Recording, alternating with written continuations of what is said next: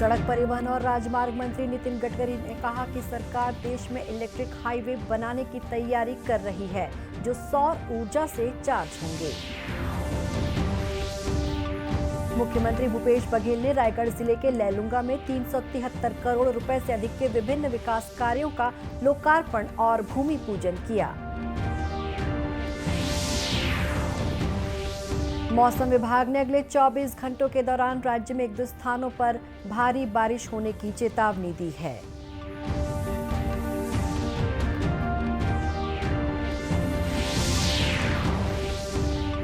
और राजधानी रायपुर में गणेश प्रतिमाओं का विसर्जन आकर्षक झांकियों के साथ किया गया।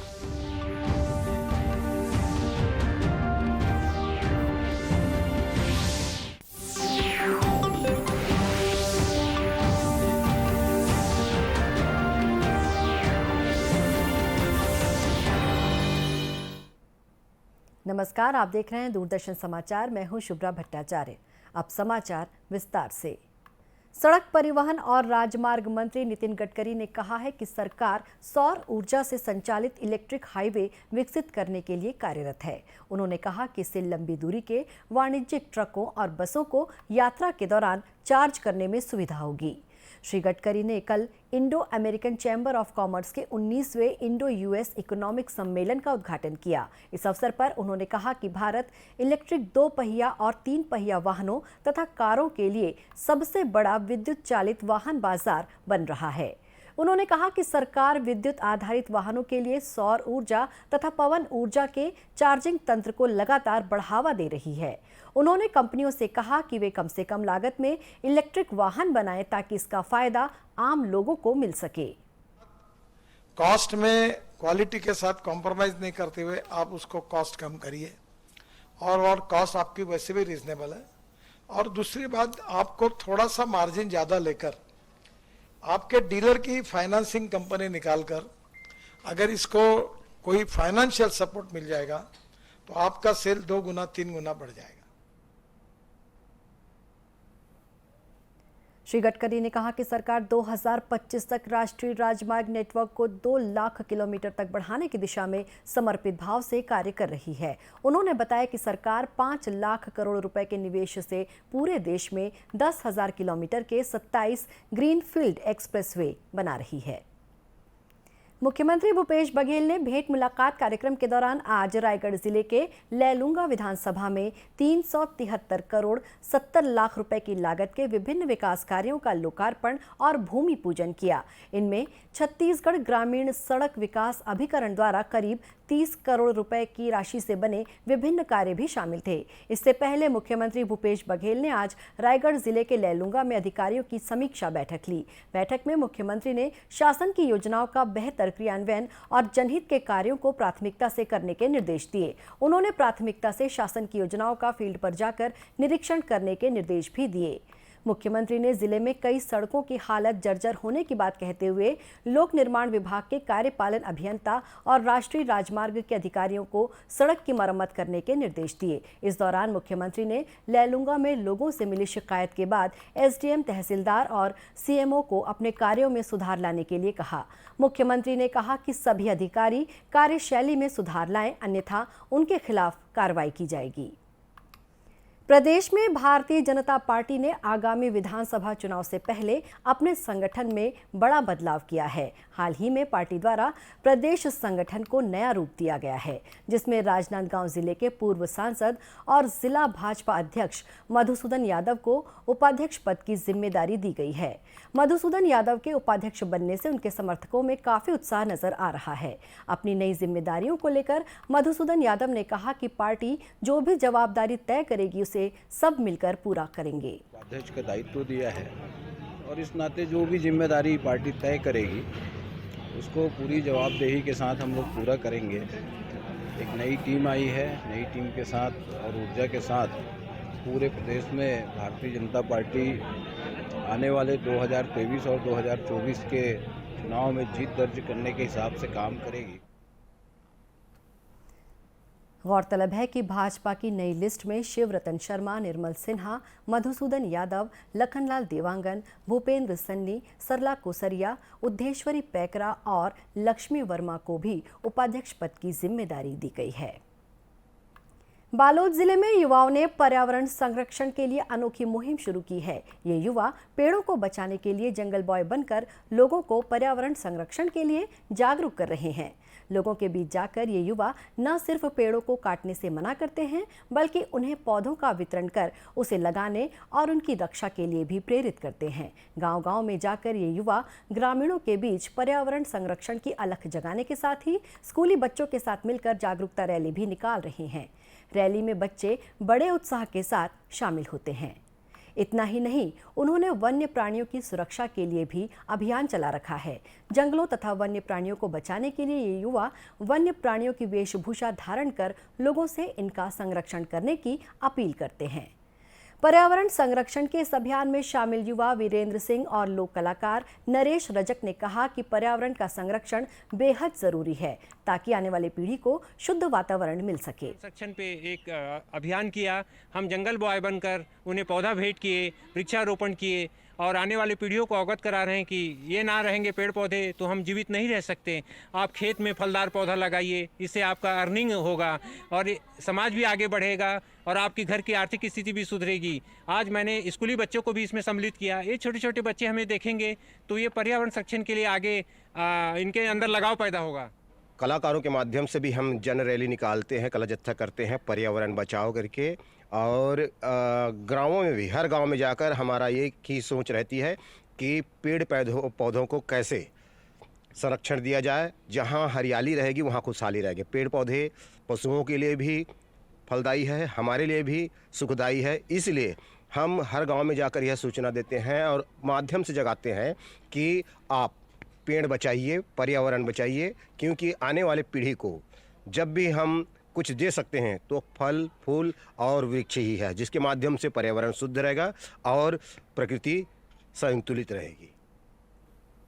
युवाओं का यह दल जल संरक्षण के महत्व से लोगों को अवगत कराते हुए तालाबों के संरक्षण की भी अपील करता है।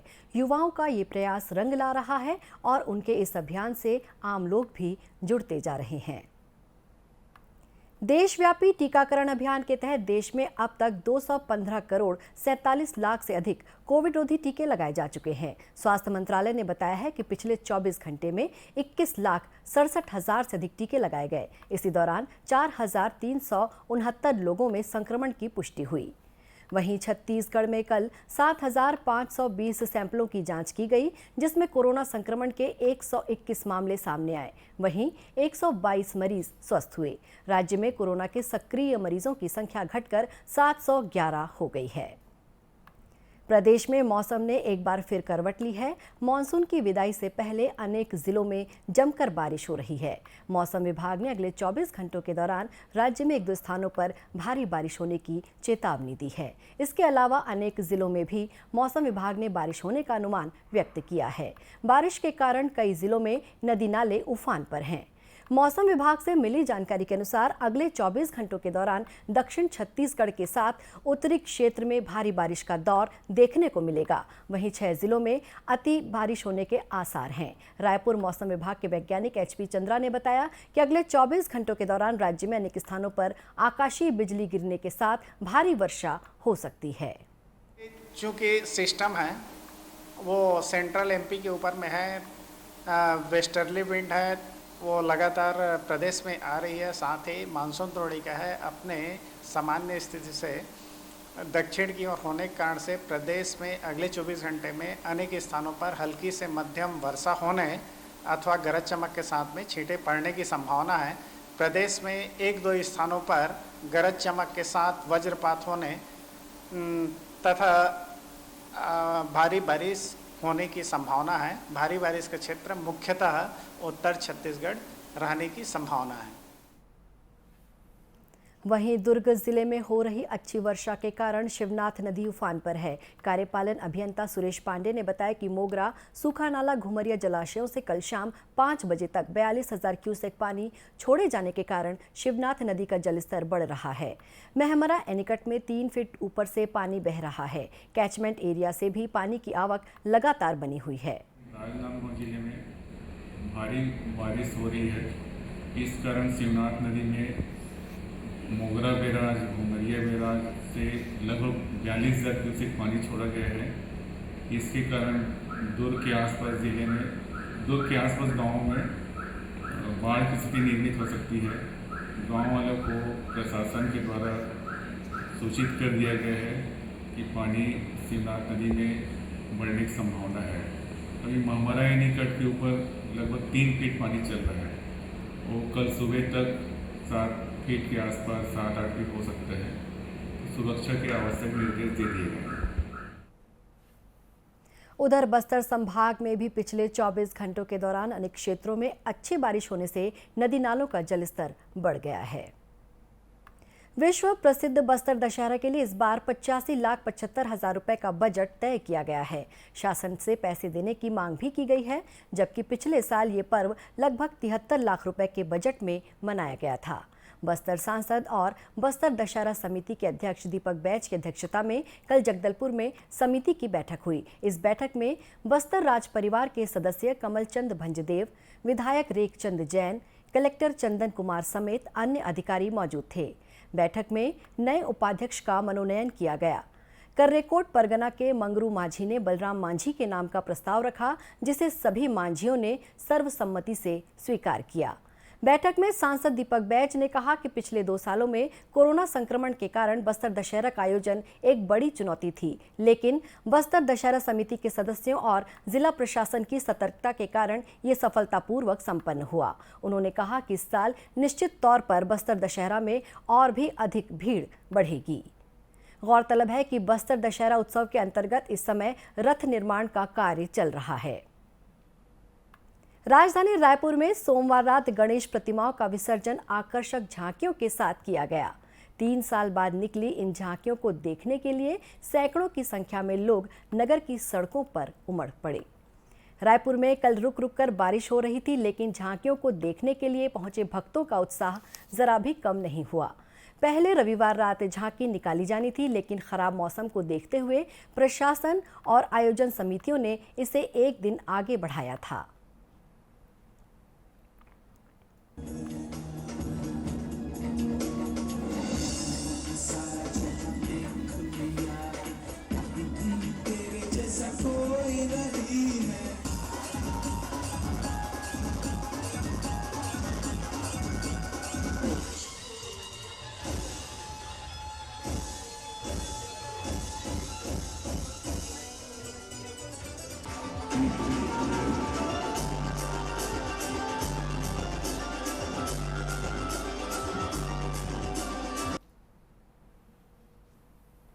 शारदा चौक से रात 9 बजे झांकी निकलने का सिलसिला शुरू हुआ और रात होते होते सड़कों पर उन्हें देखने हुजूम उमड़ पड़ा। लोग डीजे धमाल की धुन में थिरकते रहे। ज्यादातर झांकियां रामायण और महाभारत की पौराणिक कथाओं पर आधारित थीं। इस दौरान भीड़ को नियंत्रित करने के लिए बड़ी संख्या में पुलिसकर्मी तैनात थे। खराब मौसम के बावजूद श्रद्धालुओं का हुजूम मालवीय रोड, पुरानी बस्ती से लाखेनगर होकर रायपुरा और महादेव घाट तक नजर आया। प्रतिमाओं का विसर्जन सुबह तक चला। महादेव घाट के करीब बने निर्धारित कुंड में गणेश प्रतिमाएं विसर्जित की गईं। दूरदर्शन केंद्र रायपुर से प्रसारित होने वाले प्रादेशिक समाचार को आप YouTube पर भी देख सकते हैं। हमारे YouTube channel Chhattisgarh DD news पर प्रादेशिक समाचार उपलब्ध रहेगा। YouTube चैनल का लिंक और QR कोड आप स्क्रीन पर देख सकते हैं। अपने एंड्रॉयड फ़ोन से QR कोड स्कैन कर आप छत्तीसगढ़ डीडी न्यूज़ लिंक पर जा सकते हैं। इसके अलावा छत्तीसगढ़ डीडी न्यूज़ फेसबुक और ट्विटर पर भी उपलब्ध है। अंत में मुख्य समाचार एक बार फिर। सड़क परिवहन और राजमार्ग मंत्री नितिन गडकरी ने कहा कि सरकार देश में इलेक्ट्रिक हाईवे बनाने की तैयारी कर रही है, जो सौर ऊर्जा से चार्ज होंगे। मुख्यमंत्री भूपेश बघेल ने रायगढ़ जिले के लैलूंगा में 373 करोड़ रुपए से अधिक के विभिन्न विकास कार्यों का लोकार्पण और भूमि पूजन किया।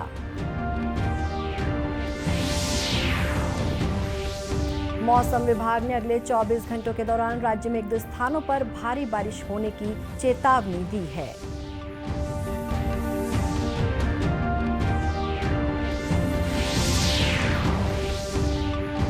और राजधानी रायपुर में गणेश प्रतिमाओं का विसर्जन आकर्षक झांकियों के साथ किया गया।